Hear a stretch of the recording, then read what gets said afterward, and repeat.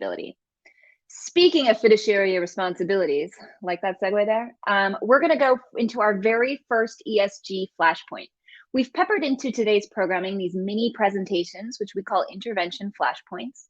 And they're meant to showcase how one company has tackled a specific challenge presented in designing, measuring, or reporting on sustainability efforts. Our instinct is that these solutions may also be useful to peers in this space, making these highlights real learning opportunities, sort of a private sector version of the trial by learning model that Teresa just shared. So our first flashpoint specifically will look to the importance of defining KPIs and promoting transparency in sustainability efforts. And we're here to learn from Matthias Berninger, SVP of Public Affairs and Sustainability at Bayer Corporation. Welcome back to the Concordia stage, Matthias. Hi, Hannah, how are you? Well, thanks. Yeah, 2 minutes in terms of how to do that. Let me start by saying that in my experience working with senior business leadership teams, they're absolute masters in like juggling different KPIs like a juggler does.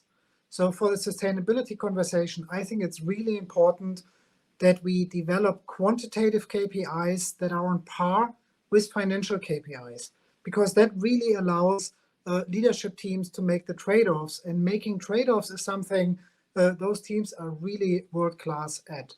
So first topic is get an internal price of carbon that actually reflects the ecological and societal costs of carbon. At Bayer, we settled on twice the market price, which is €100 per ton.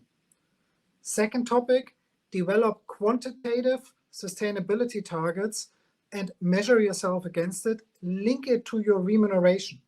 You all have heard about Upton Sinclair, or many of you have heard about him, who once said, you can't make a man believe one thing if he is paid for believing the opposite. The third thing I want to say is make sure that everything you do is externally vetted. Work with your auditors. Accountants are the real heroes of the sustainability strategies. And again, for me, the crucial point here is we have to stop the sustainability announcement Ponzi schemes, where companies make lavish commitments, then don't deliver against it and come up with an even bigger commitment.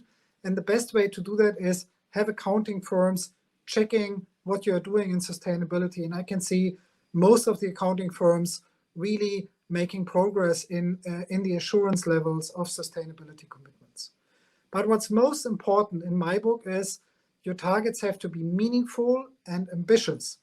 And that means you have to link your targets, for example, to what has been agreed in Paris. You have to have 1.5 degree targets. We will hear from Kathleen from Walmart in a second. Walmart's target to remove carbon is as massive as the target of the whole European Union, both at around 1 billion tons by 2030. My last topic is R&D budgets. We can't talk about a future if our R&D budgets don't reflect where we want to go. If you want to check whether companies are serious about it, their R&D budgets will reflect it. That's it from my side. Thank you so much, Matthias. And if people haven't read The Jungle by Upton Sinclair lately, I strongly suggest revisiting that great work.